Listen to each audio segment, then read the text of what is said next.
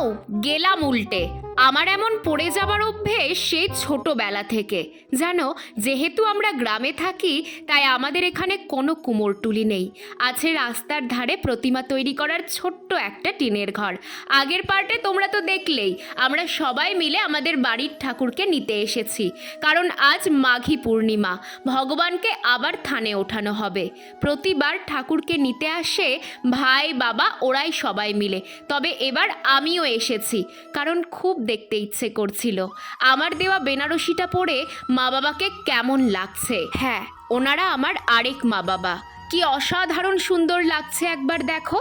ভগবানের এমন রূপ দেখে আমি আর চোখ ফেরাতে পারছি না।